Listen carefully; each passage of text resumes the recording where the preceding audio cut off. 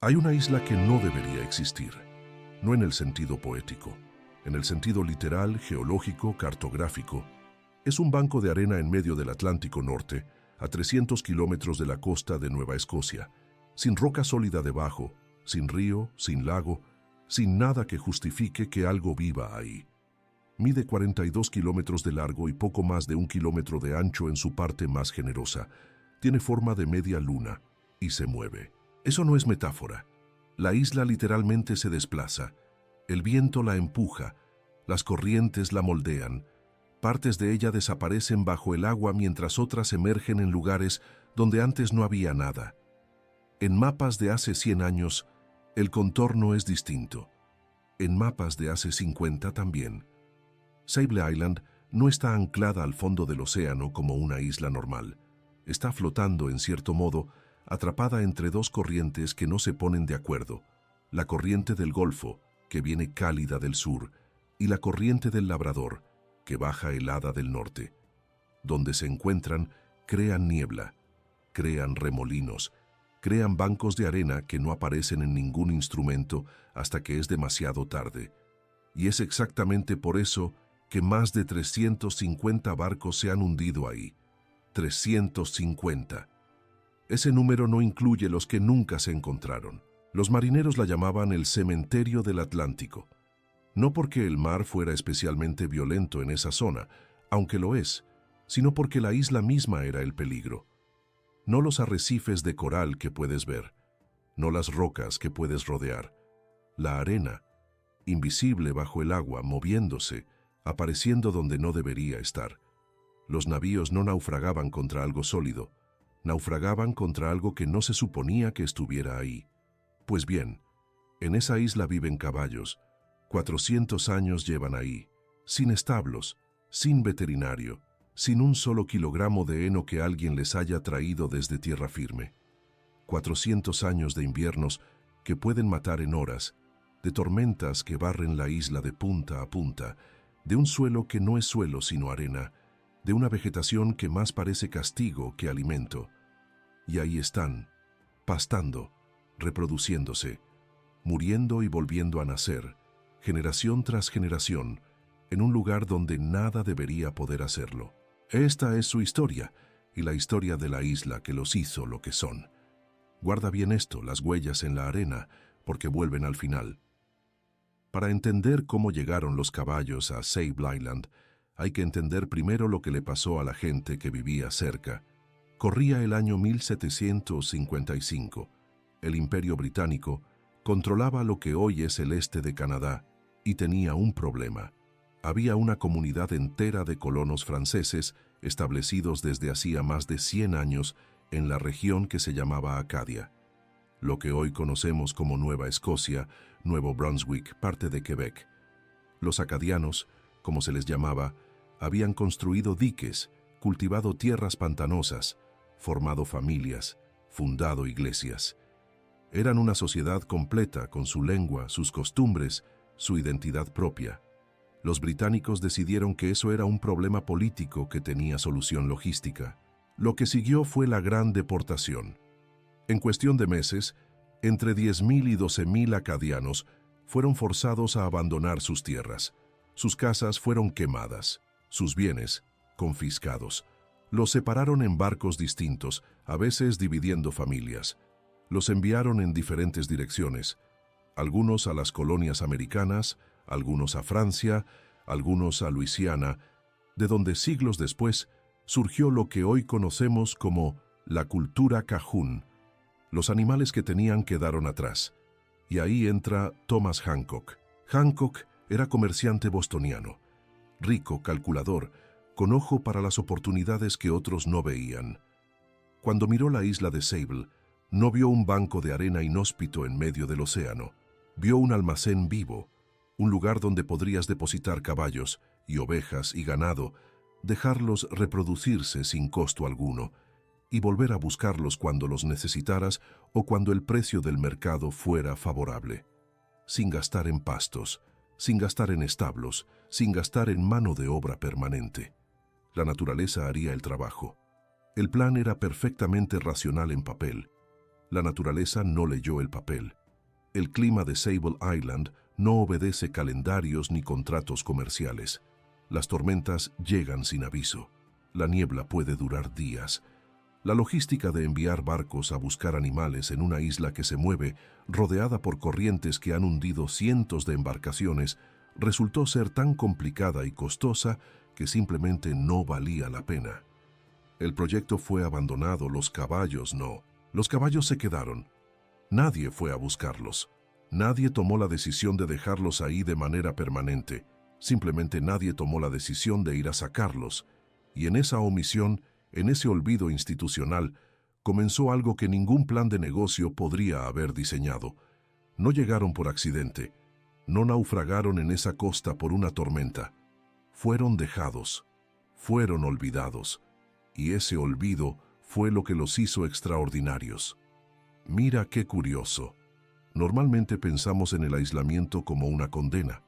En el caso de los caballos de Sable Island, el aislamiento fue el maestro más brutal y más eficaz que podría haber existido. 400 años, sin que ningún ser humano interviniera en su reproducción, su alimentación, su selección.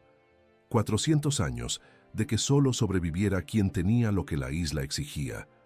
No lo que un criador humano valoraba, no el color de la capa, no la altura a la cruz, no la elegancia del trote. Lo que la isla exigía: eficiencia metabólica, resistencia al frío, capacidad de extraer nutrientes de una vegetación que, técnicamente hablando, es casi inutilizable. Hablemos de esa vegetación, porque es donde la historia se pone más dura. Las gramíneas costeras que crecen en Sable Island son lo que los biólogos llaman plantas halófitas, plantas adaptadas a la sal. Crecen en suelos arenosos, con raíces que aguantan la salinidad constante del ambiente marino, con hojas que acumulan sodio. Son duras, son fibrosas y tienen un contenido de sílice, ese mineral que forma el vidrio, básicamente, que es entre 2 y 5 veces superior al de los pastos que come un caballo doméstico. Eso tiene una consecuencia directa y brutal sobre los dientes. Los caballos tienen dientes ipsodontes, de corona alta, diseñados para desgastarse lentamente a lo largo de toda una vida. En condiciones normales, un caballo puede vivir 20, 25, incluso 30 años sin que el desgaste dental sea crítico. En Sable Island, ese desgaste se acelera de manera dramática. Los caballos viejos en la isla, y viejos, ahí puede significar 15 años, muchas veces mueren de hambre porque ya no pueden masticar lo suficiente para procesar el poco alimento que existe. La isla los pone a prueba desde la primera hierba que comen hasta la última, pero la selección natural en 400 años hizo algo con eso. Los individuos con metabolismos que extraían más energía de menos alimento tuvieron más descendencia. Los que necesitaban más para funcionar murieron antes. Generación tras generación, ese filtro invisible fue construyendo un animal diferente. No más grande, no más rápido, más eficiente, más austero. Un caballo que puede mantenerse con lo que mataría de hambre a un ejemplar de cualquier raza doméstica. Eso, por sí solo, ya es raro, pero no es lo más raro de Sable Island. El agua. Necesito que pienses en esto un momento, porque es el punto donde la biología empieza a sonar a algo que no debería ser posible. En Sable Island no hay ríos, no hay lagos, no hay manantiales, no hay ninguna fuente de agua dulce visible en la superficie de la isla. La lluvia cae, a veces con violencia, a veces con una consistencia silenciosa que dura días, pero se filtra a través de la arena antes de que pueda acumularse en ningún lugar. Lo que existe debajo de la arena es algo que los geohidrólogos llaman lente de agua dulce. Es un fenómeno que ocurre en algunas islas de arena y atolones coralinos. El agua de lluvia, al filtrarse, se acumula en una capa subterránea que flota sobre el agua salada del mar. Flota porque el agua dulce es menos densa. La lente puede ser delgada, apenas metros de profundidad en algunos puntos, pero está ahí, invisible, silenciosa, a veces a menos de 1 metro de la superficie. Los caballos de Sable Island saben que está ahí. No lo saben de manera abstracta. como sabe un geólogo que estudió el fenómeno. Lo saben de manera práctica, instintiva, transmitida a través de generaciones. Excavan la arena con los cascos. Cavan en puntos específicos de la isla donde el agua es más accesible, donde la lente está más cerca de la superficie. Crean pozos primitivos que a veces otros caballos también usan, y en esos pozos beben el agua que no debería estar ahí. Bueno, no exactamente no debería estar ahí. Técnicamente está ahí por razones físicas perfectamente explicables. Lo que me cuesta explicar sin que suene raro es otra cosa. ¿Cómo aprendieron? ¿Quién fue el primer caballo que entendió que si cavaba en ese punto específico iba a encontrar agua? ¿Cómo se transmitió ese conocimiento a las siguientes generaciones sin lenguaje, sin instrucción directa, sin nadie que dijera, cava aquí? La respuesta más probable de la ciencia es aprendizaje social. Los potros observan a las yeguas observan a las yeguas más viejas. El comportamiento se transmite por imitación, pero eso significa que hay una memoria en esa manada, no genética, conductual, cultural, en el sentido más básico de la palabra, una tradición de saber dónde está el agua que lleva 400 años pasándose de madre a cría. No lo había pensado así hasta que leí sobre esto, y una vez que lo pensás no te deja tranquilo. Hay algo más en la historia de estos caballos que la mayoría de los videos y artículos mencionan de pasada, como si fuera un dato secundario, y la verdad es que, para mí, es el punto más interesante de todo. Los caballos de Sable Island no solo sobreviven en ese ecosistema, lo construyen. Eso no es una afirmación romántica, es ecología documentada. Cuando un caballo defeca, deposita nutrientes en la arena, nitrógeno, fósforo, materia orgánica que de otra manera no existiría en ese sustrato pobre. Esos nutrientes estimulan el crecimiento de la vegetación. La vegetación, esas gramíneas duras y saladas que describí antes, ancla la arena con sus raíces, y la arena anclada resiste mejor la erosión del viento y las olas. O sea, los caballos fertilizan la vegetación fija las dunas mantienen la isla. Sin los caballos, Sable Island probablemente estaría erosionándose más rápido. Los caballos no están en la isla tolerando un ecosistema hostil. Son parte funcional del ecosistema. Son ingenieros de él, en el sentido técnico que los biólogos usan para describir a las especies que modifican su propio hábitat de manera que beneficia al sistema en conjunto. La isla los sostiene. Ellos sostienen la isla. Y eso lo cambia todo. Porque cambia la pregunta que debemos hacernos. La pregunta no es, ¿cómo sobreviven esos caballos en ese lugar tan difícil? La pregunta es, ¿qué le pasaría a ese lugar sin ellos?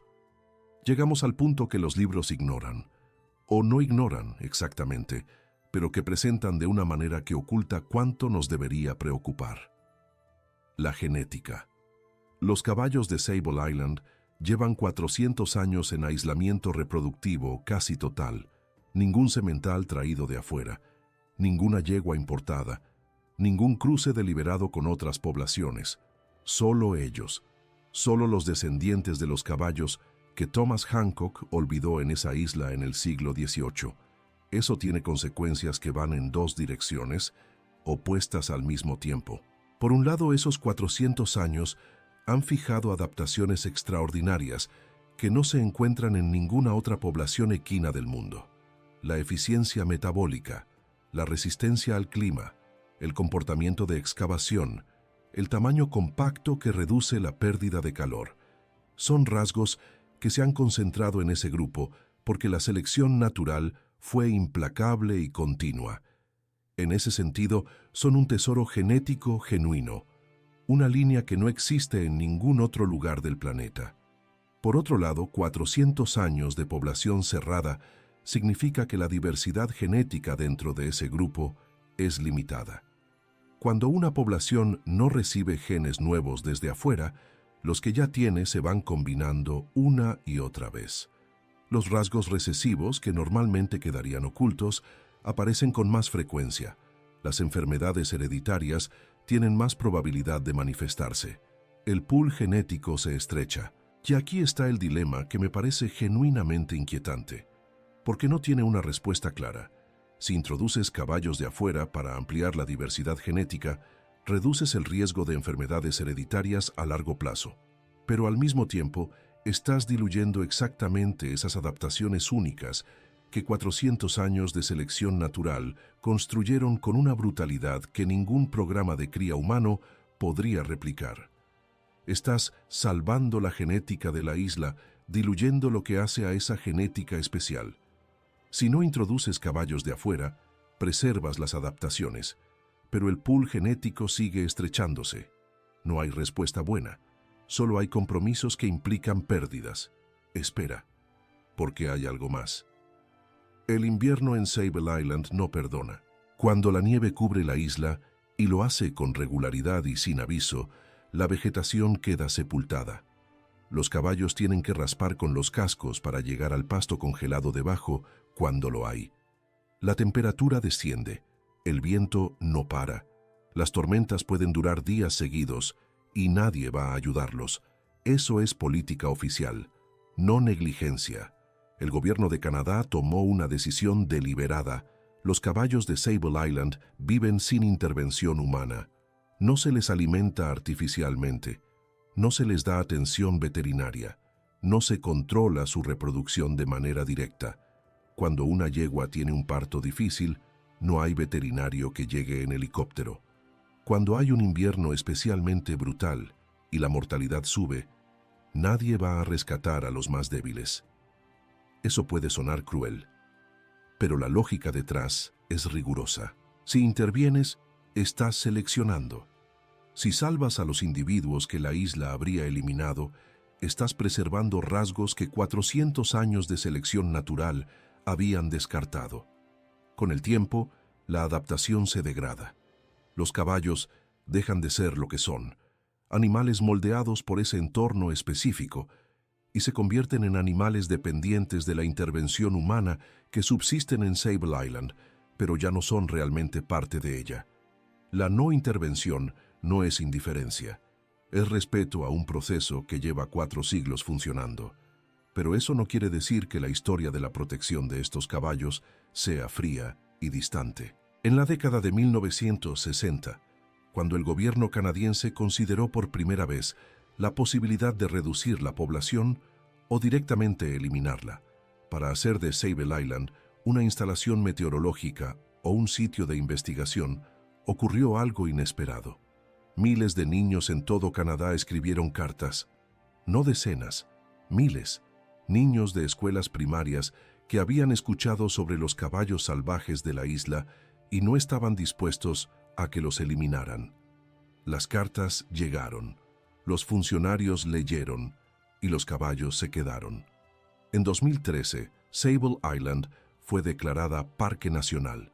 Los caballos recibieron protección legal formal. Fueron salvados finalmente, no por un programa de conservación científico, ni por una política de biodiversidad cuidadosamente elaborada.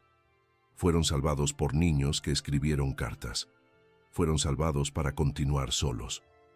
Y entonces llegamos al punto central, el que da peso a todo lo demás. La isla está desapareciendo, no en siglos, en décadas. El cambio climático está elevando el nivel del mar a un ritmo que los modelos de hace 20 años no anticipaban con precisión. Las tormentas son más frecuentes y más intensas. La erosión, que siempre fue parte del carácter de Sable Island, ese movimiento constante, esa inestabilidad definitoria, se está acelerando. Los estudios de las últimas décadas muestran que la isla ha perdido terreno en sus extremos. Las partes que emergen no siempre compensan las que desaparecen bajo el agua. El balance no es neutro. Sable Island es más pequeña de lo que era. Y menos vegetación significa menos alimento. Menos tierra firme significa menos espacio para pastear, para cavar pozos, para que las manadas se muevan y mantengan la estructura social que lleva 400 años funcionando. La isla que moldeó a esos caballos en lo que son, está perdiendo la capacidad de sostenerlos. Piénsalo un momento. 400 años de adaptación a un entorno específico, 400 años de evolución acelerada, brutal, implacable, que produjo un animal que no existe en ningún otro lugar del mundo. Y ese entorno se está achicando. ¿Qué pasa cuando el lugar que te hizo desaparece pero tú sigues existiendo? No es una pregunta abstracta, es la situación concreta, documentable, medible de los caballos de Sable Island en este momento. Hay algo en esto que me cuesta dejar ir, y no lo había pensado así hasta que empecé a construir esta historia. Las huellas en la arena. Cuando los caballos de Sable Island cavan sus pozos de agua, cuando excavan la arena para llegar a la lente subterránea que flota sobre el mar, dejan marcas, huellas de cascos alrededor de un hoyo en la arena, signos de que alguien estuvo ahí, que buscó algo, que lo encontró, que sobrevivió ese día. Y esas huellas desaparecen con la marea, no porque no fueran reales, sino porque la arena no guarda nada de manera permanente. La misma inestabilidad que hace de Sable Island lo que es, ese movimiento constante, esa negativa a ser sólida y fija, borra los registros de lo que ocurrió sobre ella. No hay fósiles en Sable Island, no puede haberlos, la arena no fosiliza. No hay capas de sedimento estables que guarden el registro de 400 años de caballos viviendo y muriendo ahí. Lo que sabemos, lo sabemos por observación directa, por los individuos que existen ahora, por lo que sus cuerpos y sus comportamientos nos dicen sobre los siglos que no pudimos ver. Toda la evidencia de esa adaptación extraordinaria existe solo en los animales vivos. Cuando el último de ellos muera, y ese día llegará ya sea en décadas o en siglos, las huellas en la arena habrán desaparecido hace mucho. Esto no es la historia de unos caballos pintorescos en una isla remota. Es la historia de lo que la vida hace cuando nadie la está mirando. Cuando el plan falla, cuando los humanos se olvidan, cuando no hay intervención, no hay diseño, no hay intención. Cuando lo único que queda es el animal y el lugar, y la pregunta implacable de si uno puede sostener al otro. 400 años después, la respuesta sigue siendo sí, pero la arena se sigue moviendo. Y lo que me parece más inquietante no es que la isla esté desapareciendo, es que si desaparece, nadie va a poder reconstruir lo que ahí ocurrió. No habrá registro en la roca, no habrá huesos conservados, no habrá fósiles que un científico del futuro encuentre y diga, mira lo que pasó aquí. Solo habrá un banco de arena en el Atlántico Norte que el mar habrá reclamado, y en los archivos de algunos investigadores la descripción de unos caballos que aprendieron a beber agua que no existía y a sobrevivir en un lugar que no debería poder sostenerlos. La ciencia ya lo confirmó, son únicos. No hay otra población equina en el mundo con ese historial de aislamiento, esa combinación de adaptaciones, esa relación con ese ecosistema específico. Es irrefutable y es, posiblemente, temporal. Si llegaste hasta acá ya sabes algo que la mayoría no se molestó en descubrir. No es que estos caballos sean resistentes, no es que sean fuertes, es que 400 años de abandono humano los convirtieron en algo que ningún programa de cría humano podría haber producido. El olvido de Thomas Hancock, la deportación de los acadianos, la imposibilidad logística de sacar animales de una isla que hunde barcos, todo eso se combinó para crear las condiciones de un experimento que nadie diseñó y que ningún comité de ética habría aprobado. Y funcionó. Los caballos de Sable Island no conquistaron nada. No vencieron a la naturaleza. Se volvieron parte de ella, con todo lo que eso implica. La eficiencia sin gracia, la supervivencia sin garantías, la vida que continúa no porque alguien la proteja, sino porque todavía no ha encontrado la razón para detenerse. Las huellas en la arena se borran con cada marea. Ellos siguen cavando.